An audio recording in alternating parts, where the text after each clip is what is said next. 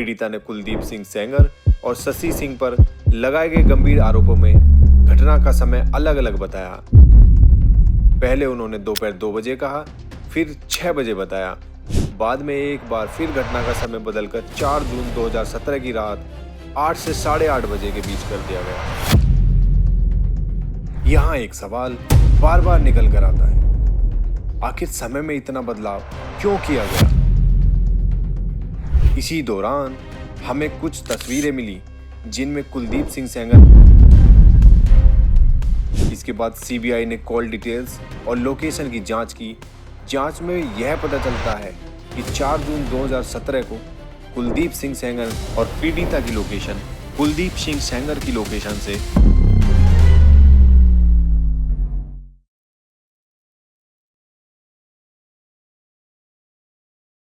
नमस्कार, आज हम उन्नाव केस की बात कर रहे हैं। वह मामला जिसमें पूर्व भारतीय जनता पार्टी के विधायक कुलदीप सिंह सेंगर पर एक युवती ने का आरोप लगाया था। यह वीडियो किसी को दोषी ठहराने या बचाने के लिए नहीं है, क्योंकि दोष और निर्दोष तय करना अदालत का काम है। हमारा उद्देश्य केवल तथ्य और उनके पीछे की पृष्ठभूमि को सामने लाना है। कुलदीप सिंह सेंगर ने राजनीति की शुरुआत कांग्रेस से की। 1997-98 में गांव के प्रधान रहे और 2002 में बीएसपी में पहली बार विधायक बने। इसके बाद वे 2007 और 2012 में सपा से विधायक चुने गए और 2017 में उन्होंने भारतीय जनता पार्टी का दामन थामा और फिर एक बार चुनाव जीता। इससे यह स्पष्ट होता है कि उन्नाव में पार्टी से ज्यादा उम्मीदवारों की स्थानीय पकड़ प्रभावी रही। उनके परिवार में उनकी पत्नी, 2 बेटियां और 2 भाई हैं। इनमें से एक भाई अतुल सेंगर वर्तमान में जेल में बंद है, जबकि दूसरे भाई की मृत्यु हो चुकी है। बताया जाता है कि वही इन दोनों मामलों की पैरवी कर रहे थे। अब पीड़िता और उसके परिवार की बात करें तो परिवार में माँ, पिता, बहन, चाचा और अन्य रिश्तेदार शामिल हैं। बताया जाता है कि दोनों परिवारों के बीच राजनीतिक रंजिश कई वर्षों पुरानी थी और पीड़िता के पिता व चाचा के खिलाफ पहले से ही कई आपराधिक मुकदमे दर्ज होने की बात सामने आती है, जिनमें गोलीकांड और डकैती जैसे गंभीर आरोप भी बताए जाते हैं। लड़की के पिता पर उन्नाव के अलग अलग थानों में कुल मिलाकर 27 मामले दर्ज हैं, जिनमें लूट और हत्या की कोशिश जैसे गंभीर मामले भी हैं। इसके अलावा पीड़ित लड़की के चाचा पर भी उन्नाव के अलग अलग थानों में 13 मामले दर्ज हैं। इस केस के दौरान पीड़िता के पिता की मृत्यु मारपीट के चलते हुई, जबकि मौसी और चाची की कार हादसे में जान चली गई। इन मौतों को लेकर भी अलग अलग बयान सामने आते हैं, जिसके बाद मामला और गंभीर हो गया। इसके बारे में हम आगे विस्तार से बात करेंगे। वहीं दूसरी ओर वर्ष 2000 और 2002 के आसपास कुलदीप सेंगर के भाई अतुल सेंगर पर गोली चलाने की घटना हुई थी। वर्तमान में अतुल सेंगर और पीड़िता के चाचा दोनों ही जेल में बंद हैं। अब हम इस मामले को समझने की कोशिश करते हैं।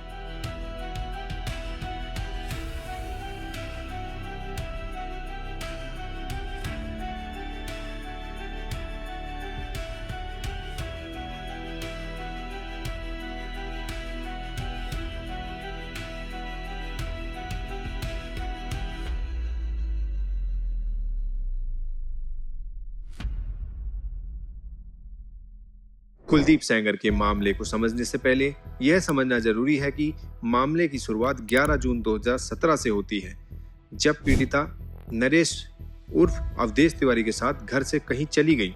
इसके बाद 20 जून को मां ने एक एफआईआर दर्ज कराई, जिसमें नरेश तिवारी उर्फ अवधेश तिवारी और शुभम सिंह का नाम लिखवाया गया।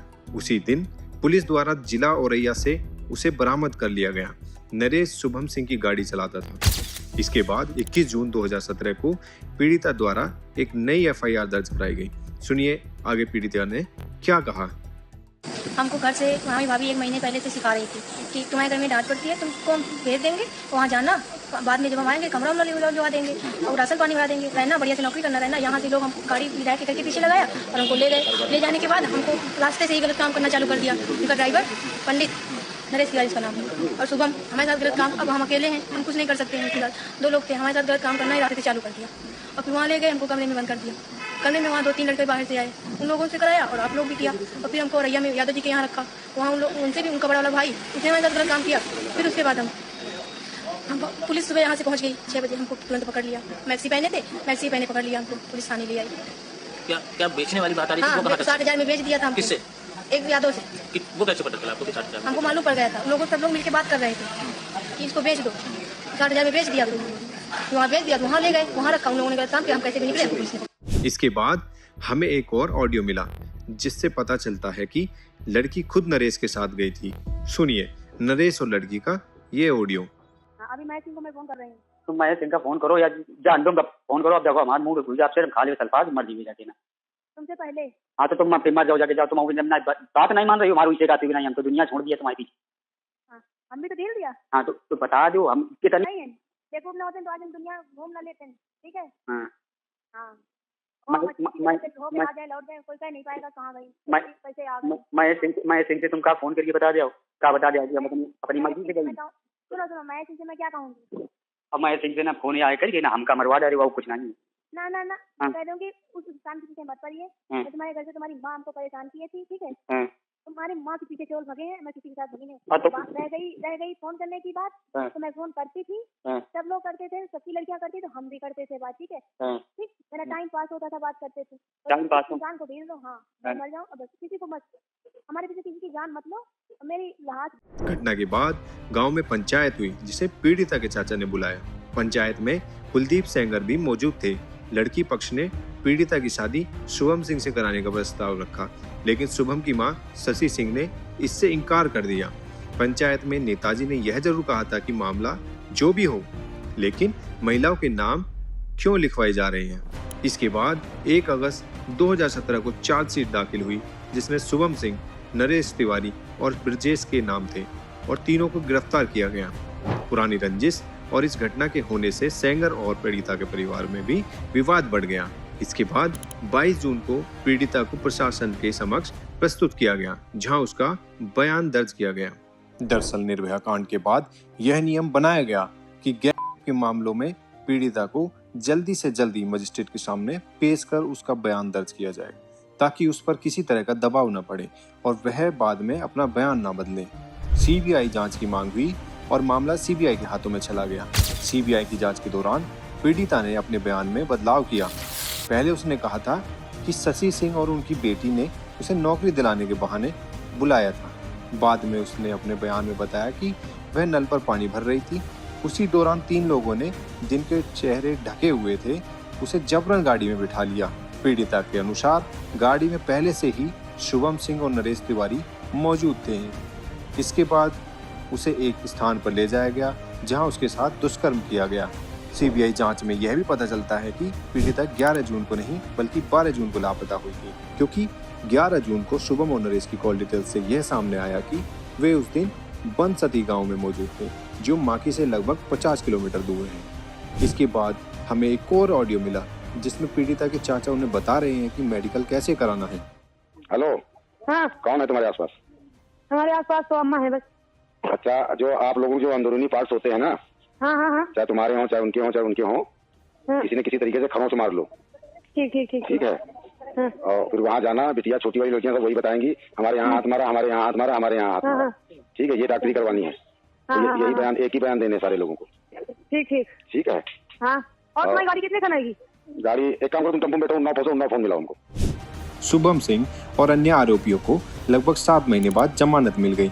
ऐसे में इस विषय पर अभी कोई टिप्पणी करना उचित नहीं है, क्योंकि मामला न्यायालय में विचाराधीन है और अंतिम निर्णय अदालत ही करेगी। यहाँ हमें शुभम सिंह, उसके पिता हरपाल सिंह और शशि सिंह का एक वीडियो मिला है। आइए सुनते हैं कि उन्होंने क्या कहा। मामला सर, ये जो मामला ये किया है वाला, ये फर्जी मामला है, पहले से ही फर्जी चल रहा है। 2000 जून को लड़की को प्लानिंग करके उसको किया है कि भागी कहीं नहीं, वो उसको एक प्लानिंग बनाई गई। मैं समझ नहीं पाया, फौजी आदमी मेरा परिवार है, वहाँ गांव में रहता था, बच्चा हमारा बीटेक कर रहा था महाराणा प्रताप में, और कल्याणपुर में सिंगर का हॉस्टल में रहता था। कोई मतलब था, इसका क्या लिया फ़ोन, एक जिसने लड़की को भगाने की कोशिश किया या कुछ किया, तो उसका क्या 2-3 कॉल कर लिया, बस इसमें इसी के नाम पे डाल दिया कि तुम शादी करो। कब आपके लड़के को फंसाया था इस पीड़िता ने? पीड़िता ने फंसाया था 19 तारीख को हम इनको पूछताछ के लिए थाने ले गए थे और 20 तारीख लड़की बरामद हुई और 25 तारीख को तब तक थाने में रखा। 25 तारीख को उनको गिरफ्तारी दे करके और उनको जेल भेजा। कितने दिन बाद जमानत मिली? जमानत 5 महीने बाद। क्या करता है बेटा आपका? बेटा हमारा बीटेक कर रहा था महाराणा प्रताप में। तो साल बर्बाद हो गया, अब कोई मतलब ही नहीं रह गया। हमारा ये कहना है कि हमारे लड़के ऊपर लगाया था इसने और में जो है हमारा लड़का जेल का था और फर्जी लगाया, कोई मतलब नहीं था। और उसके बाद जो है अब जब उसके साथ मैंने शादी नहीं किया, दबाव मेरे ऊपर बनाया। विधायक ने खाली इतना मदद किया था, चार्जशीट में हमारा और हमारी बेटी का नाम निकलवा दिया था कि गलत आरोप न लगाओ, किसी को गलत मत फंसाओ, थाने में बस इतना कहा था। उस चक्कर में जो है महेश ने विधायक को जूतों का माला पहनाया, पेपर छपवाए, विधायक के नाम जगह गलत ट्वीट करना शुरू कर दिया कि अब तुमको विधायक के साथ भी बदनाम कर देंगे। आज हम इसलिए आए हैं क्योंकि विधायक के साथ मेरा नाम लिया जा रहा है कि शशि सिंह ने जो है शशि सिंह लेके विधायक के पास गई थी। हम कोई विधायक के घर के बगल में नहीं रहते, ना कोई विधायक की नौकरानी है, ना विधायक से हमारा कोई लेना देना है। जैसे गांव के लोग रहते तैसे हम भी रहते। हमारा घर बहुत दूर है विधायक के, हम कभी जाते ही नहीं उनके घर कि हम कभी उनके घर जाते हों। आपके ऊपर आरोप लगा, हमने कहीं जांच की बात की, हमारे ऊपर जांच की। आज जब हम चैनल में देख रहे हैं कि हमारा नाम लिया जा रहा है तब हम आज यहाँ आए हैं। क्या चाहते हैं आप? हम आज चाहते हैं कि जांच इसकी निष्पक्ष किया जाए, शुरुआत से जांच किया जाए। जो लड़की ने बेटे पर लगाया था, आज विधायक के ऊपर लगा रही, उसकी शुरू से जांच किया जाए। हमारा केस चल रहा कोर्ट में और तारीखें पड़ रही। हमारा लड़का 5 महीने बाद जेल काट के लोग 3 लोग इसमें और थे। नरेश यादव था, नरेश तिवारी था, वो तो अभी 9 महीने बाद छूटा है। ये सब फर्जी आरोप है, इसकी हम कहते हैं, इसीलिए हम यहाँ न्याय के लिए आए हैं कि इसकी पूरी जांच हो जाए। इसके बाद जून और जुलाई बीत गए। अगस्त में जाकर उन्होंने शिकायत दर्ज कराई और आरोप लगाया कि शशि सिंह उसे नौकरी के बहाने कुलदीप सिंह सेंगर के पास ले गई, जहां 4 जून 2017 को दोपहर करीब 2 बजे उसके साथ बलात्कार किया गया। यह भी बता दें कि यह वही शशि सिंह है जिन पर पहले आरोप लगाए गए थे, लेकिन पीड़िता के अनुसार इस मामले में कोई सुनवाई नहीं हुई। इसके बाद पीड़िता ने समय बदल दिया और मीडिया में बयान दिया कि उसके साथ 4 जून 2017 को शाम के 6 बजे बलात्कार गया। पीड़िता का कहना है कि उसने मुख्यमंत्री को पत्र लिखकर शिकायत की और उन्हें इस घटना की जानकारी दी। अप्रैल 2018 में उन्नाव मामला देश भर में चर्चा में आया था। कुलदीप सिंह सेंगर, कुलदीप सिंह सेंगर, कुलदीप सिंह सेंगर, हु इज कुलदीप सिंह सेंगर और कुलदीप सेंगर, कुलदीप सिंह सेंगर। दरअसल 2018 में 3 या 4 अप्रैल के दिन पीड़िता के पिता के साथ मारपीट हुई थी। पीड़िता के परिवार ने इस घटना के पीछे कुलदीप सिंह सेंगर और उनके भाई अतुल सेंगर पर शक जताया था। घटना स्थल पर मौजूद कुछ लोगों ने बताया उस दिन पीड़िता के पिता के 3 लोगों के साथ कहासुनी हुई, जो बाद में हाथापाई में बदल गई थी। मौके पर पहुंची पुलिस ने लोगों को हिरासत में लिया और उनका मेडिकल करवाया। जब वो ठीक हो गए तब उन्हें कस्टडी में भेज दिया गया था। जिन लोगों से लड़ाई हुई थी उन्हें अदालत में पेश किया गया और सभी ने माना कि यह आपसी लड़ाई थी।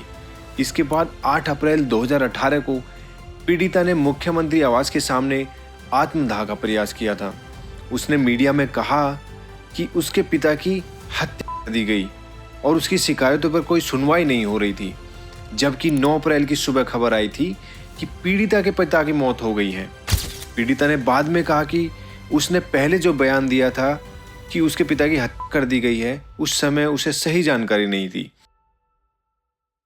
इसके बाद FIR दर्ज करवाई गई, जिसमें कुलदीप सेंगर और उनके भाई अतुल सेंगर के साथ कई अन्य लोगों के नाम भी शामिल थे। बाद में कॉल डिटेल रिकॉर्ड से ये सामने आया कि घटना के दिन कुलदीप सिंह सेंगर दिल्ली में मौजूद थे। इस पूरी घटना में यूनुस का नाम भी सामने आया। बताया गया कि वह घटना के समय मौजूद था। कुछ समय बाद उसकी बीमारी के कारण मौत हो गई, लेकिन आरोप लगाया गया कि उसे भी मरवा दिया गया है। यूनुस के शव को कब्र से निकालकर पोस्टमार्टम कराने की बात सामने आई, लेकिन यूनुस के परिवार वाले बिल्कुल राजी नहीं थे। उनका साफ कहना था कि उसकी मौत बीमारी की वजह से हुई है। मेरे पति खत्म हो गए हैं बीमारी से, तो उन पर आरोप एप्लीकेशन मतलब झूठ लगाया गया है कि मतलब इनके घर वाले एप्लीकेशन नहीं लगाया। मेरे घर वालों से कोई मतलब नहीं है। पेपर में भी निकाला गया, वो भी सब झूठ है। जितना सब है सब झूठ है। मेरे पति जो है बीमारी से ही खत्म हुए। हाँ, उन लोगों ने कल 10 बजे रात में आए।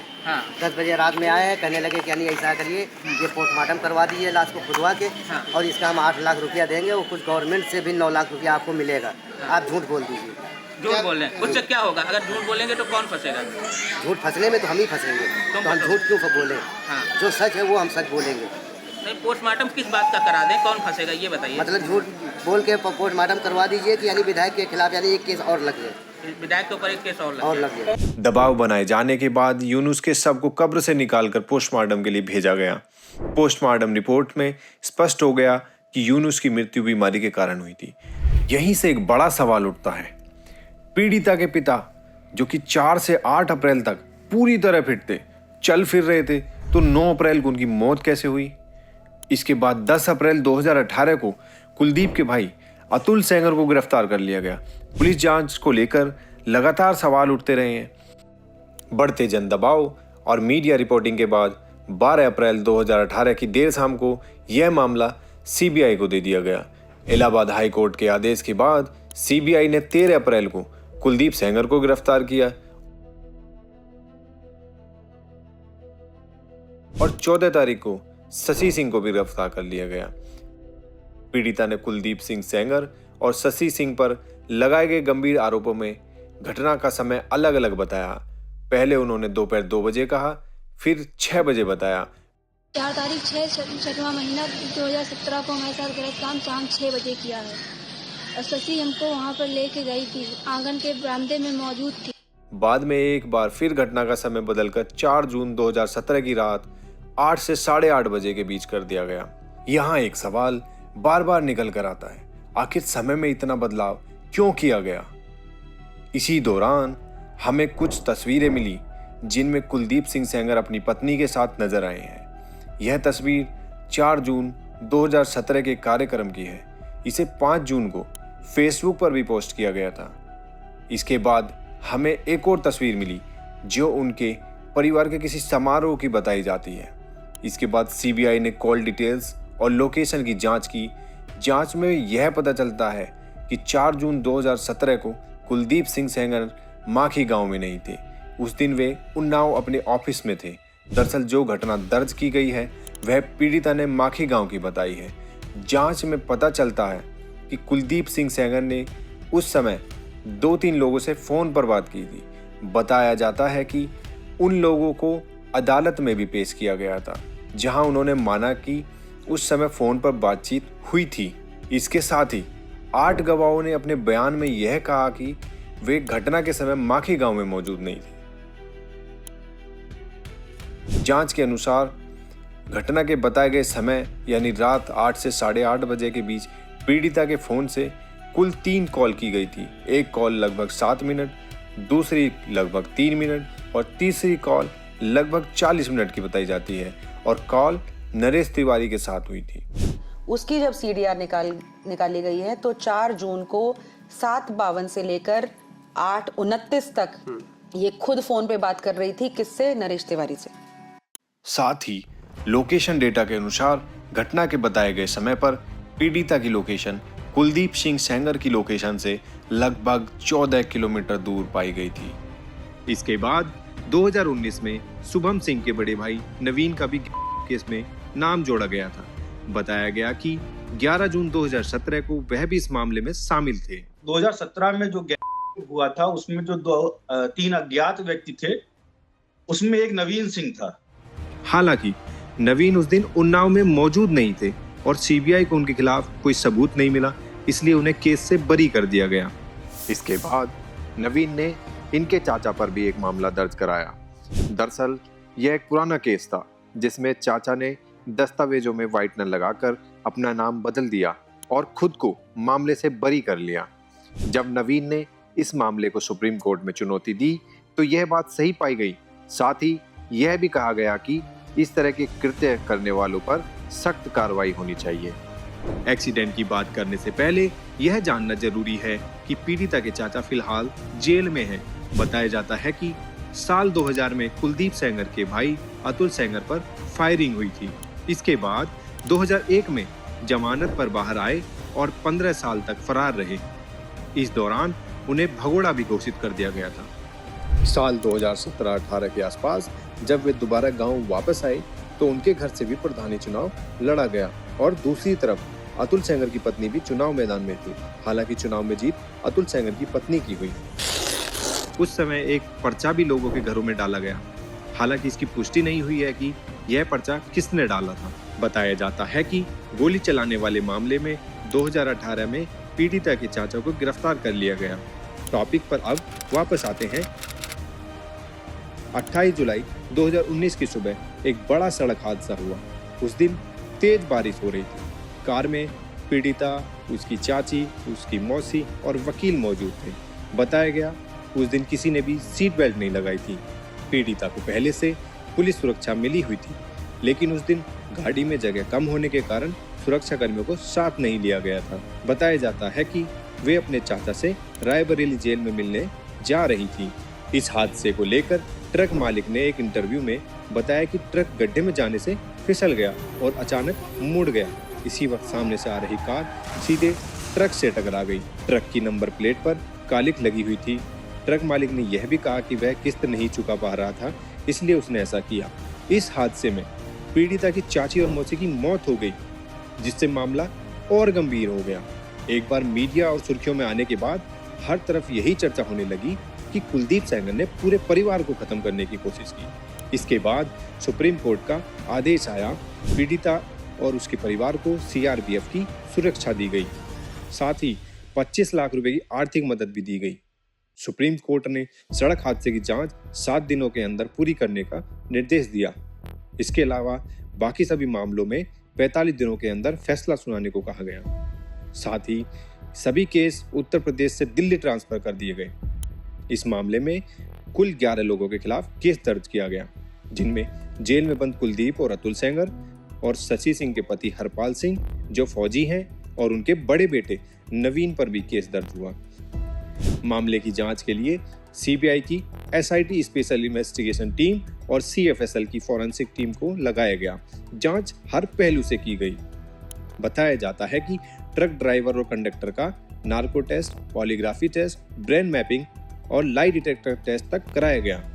जांच में ऐसा कोई भी सबूत नहीं मिला जिससे यह साबित हो सके कि यह हादसा जानबूझकर कराया गया था। इस मामले में जिन लोगों पर आरोप लगे थे, सभी को क्लीन चिट दे दी गई। वहीं पीड़िता के पिता की मौत के मामले में कुलदीप और अतुल सेंगर को 10-10 साल की सजा और 10-10 लाख रुपए का जुर्माना सुनाया गया। कुलदीप सेंगर और शशि सिंह के मामले की बात करें तो कुलदीप सेंगर को इस मामले में लाइफ इम्प्रिजमेंट की सजा सुनाई गई, यानी आजीवन कारावास। वहीं शशि सिंह के खिलाफ एक भी सबूत नहीं मिला। उनका कुलदीप सेंगर से भी कोई कनेक्शन नहीं था और पीड़िता से भी उनका कोई संबंध नहीं था, इसलिए उन्हें करीब 24 महीने जेल में रहने के बाद केस से बरी कर दिया गया। डिफेंस वकील तनवीर अहमद एक इंटरव्यू में बताते हैं कि कुलदीप सेंगर को यह सजा केवल पीड़िता के बयान के आधार पर सुनाई गई थी। उनके अनुसार जितने भी सबूत सीडीआर आदि थे, उन्हें खारिज कर दिया गया। इसके बाद शशि सिंह के पति हरपाल सिंह और नवीन के खिलाफ धमकी देने का एक और केस दर्ज किया गया, जो अभी तक चल रहा है। साथ ही शुभम का केस भी अभी पेंडिंग है। हरपाल सिंह भारतीय सेना में लगभग 34 से 36 वर्षों तक सेवा दी है और कारगिल जैसे युद्ध में भी देश के लिए लड़ चुके हैं। नवीन बताते हैं कि इस मामले के चलते उनके पिता को लगभग 2 वर्ष पहले रिटायर कर दिया गया था और उन्हें पेंशन तक नहीं मिलती। नवीन का कहना है कि इन मामलों के बाद उनके परिवार को कहीं भी नौकरी नहीं मिल पा रही है और पूरा परिवार संघर्ष कर रहा है। वहीं हरपाल सिंह की बेटी निधि की शादी तय हो चुकी थी, लेकिन इन मामलों के कारण उसकी शादी भी टूट गई। इसी मामले के दौरान पीड़िता की बहन ने कहा कि उसकी बहन कुलदीप सिंह सेंगर को फंसा रही है। कुलदीप सेंगर ने ऐसा कोई काम नहीं किया। अरे तो भैया क्या लिखवाना, क्या तो बताओ तुम। सबका दुनिया का अफवाह बना के उड़ा ली, ये सब झूठ है। क्या झूठ है? मैटर तो कुछ बताओगे क्या? 100%। हाँ 100% एप्लीकेशन लिखो। विवाद लिखना पड़ जाएगा ना पंडित लिखो। कसम खा बता रहे हो? हाँ। अभी बताओ। हाँ। बात इतने फलाने दबाव। साथ ही बताया जाता है कि पीड़िता ने भी इस बारे में अपने चाचा को जानकारी दी। सुनिए। उनसे एडवोकेट वकील से बोलती सुनिए तो ऐसे कि इनके नहीं हुआ है, रिकॉर्डिंग हमारे पास सारी रखी ही नहीं। पागलों मेरी बात सुन लो, रहना और रह लो, मैं क्यों इस उल्टे सीधे काम कर रहे हो? तो हमको क्यों उल्टा बोल, तो उनको समझाओ ना। अरे तो मेरी हाँ